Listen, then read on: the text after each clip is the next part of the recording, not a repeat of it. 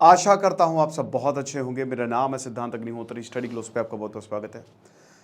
तो एक तो एस जयशंकर ने जो ऑल पार्टी मीटिंग बुलाई थी, उसमें राहुल गांधी ने जो सवाल किए थे उसका जवाब दिया है, और साथ ही साथ एस जयशंकर ने राज्यसभा में ये बोला है कि भाई बहुत ज़रूरी है कि हम माइनॉरिटीज़ के इंटरेस्ट को बचाएं और मॉनिटर कर रहे हैं हम बांग्लादेश में। एक बहुत दुखद खबर दोस्तों ये है कि ये साफ़ हो चुका है कि ये जो बांग्लादेश में तख्तापलट हुआ है, ये पाकिस्तान की आईएसआई और चाइना ने मिलकर कराया है। जमात इस्लामी को सपोर्ट किया है। जमात इस्लामी का मेन एम ये है कि वो तालिबान जैसी सरकार बनाए। और इस समय देखिए, हमारे लिए दिक्कत की बात यह है कि हम पाकिस्तान के बॉर्डर से आतंकवाद से जूझ रहे हैं। भारत को ख़त्म करने के लिए प्लान बनाया गया, और अगर बांग्लादेश का हमारा सबसे लंबा बॉर्डर है, वहाँ से अगर कोई ऐसी सरकार आ गई तालिबान जैसी, या जमात इस्लामी का रूल हो गया, कंट्रोल हो गया, तो फिर वहाँ से भी आतंकवाद की प्रॉब्लम हमको झेलनी पड़ सकती है। यानी कि हमको 3 बॉर्डर इश्यूज़, एक तो पाकिस्तान वाला है, चाइना वाला और बांग्लादेश। तो ये एक बहुत ही दिक्कत की बात हो सकती है, चिंताजनक बात है। कैसे देखेंगे ये तो बाद में पता चलेगा, लेकिन अभी हरकत-उल मुजाहिदीन और जितने भी बांग्लादेशी आतंकी संगठन हैं, शायद उनको फ्री हैंड मिले अगर जमात इस्लामी इसमें आती है, सरकार में आती है। और इसी बीच जो हमारी खबर है हम उस पर बात करेंगे, लेकिन उससे पहले आपको बता दूं कि हमारा 10,000 MCQs का शानदार कोर्स लाइव है, आप इसको अवेल कर सकते हैं। 999 का कोर्स है। ओके, तो यहाँ पे भारत ने बांग्लादेश के इस समय जो आर्मी चीफ और लीडर हैं, जो बांग्लादेश को संभाल रहे हैं जब तक सरकार नहीं बनती है, जो chief of army of Bangladesh Waqar ul Zaman, इनसे बात की है और इनसे बोला है कि पीस, नॉर्मैलिटी को रिस्टोर करिए, कुछ भी करके अमन, चैन, शांति लाइए। कुछ बच्चे मुझसे पूछ रहे थे कमेंट बॉक्स में था कि क्या सरकार, क्या भारत जो है कुछ बड़ा करने वाली है जिस तरीके से मीटिंग हो रही है, और क्या भारत कोई मिलिट्री ऑपरेशन नहीं कर सकती। ऐसा हुआ था 2008 में, जब शेख हसीना की जान पे बात आ गई थी, तो भारत ने पैरा ट्रूपर्स उतार दिए थे, और तब जाके बांग्लादेश की आर्मी ने पांव पीछे खींच लिए थे। याद होगा आपको, 1971 में भारत ने ही मुक्ति बाहिनी के साथ बांग्लादेश को आज़ाद कराया, और उसके बाद ही वहाँ की आर्मी बनी है। ये हमको भूलना नहीं चाहिए, ठीक है। मेन आर्मी मतलब, खैर उससे पहले भी पाकिस्तान के में थे ही बहुत सारे। तो बात इतनी सी है कि यहाँ भारत कोई ऐसी इस बार कोशिश नहीं करने वाला, और ज़रूरत भी नहीं है, क्योंकि जो भी है, जैसा भी है, हमारा पड़ोसी है, और अब जैसा है आपको ऐसी पड़ोसी के साथ डील करना है।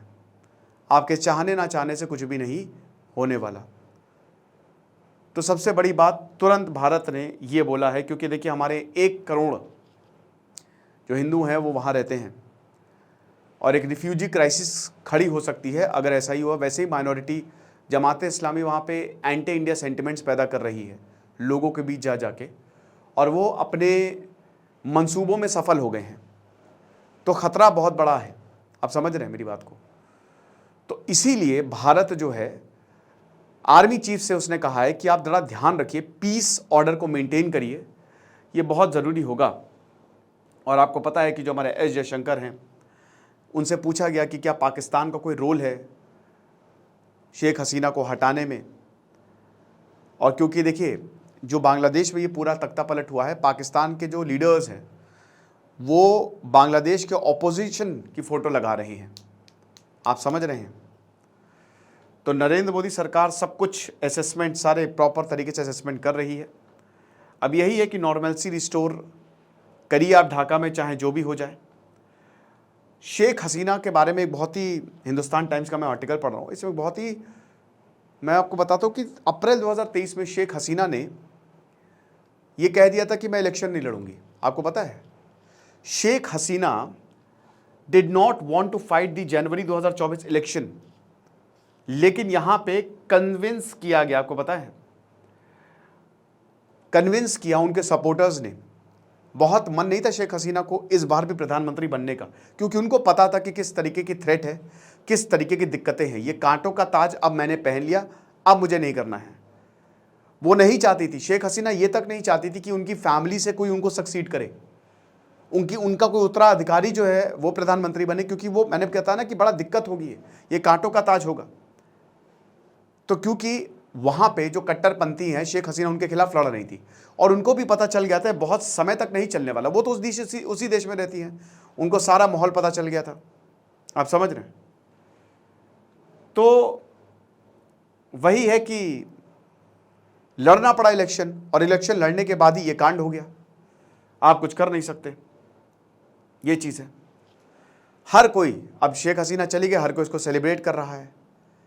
अब आपको बता दूं कि सेलिब्रेशन तो बहुत हो रहा है, लेकिन करेगा क्या बांग्लादेश?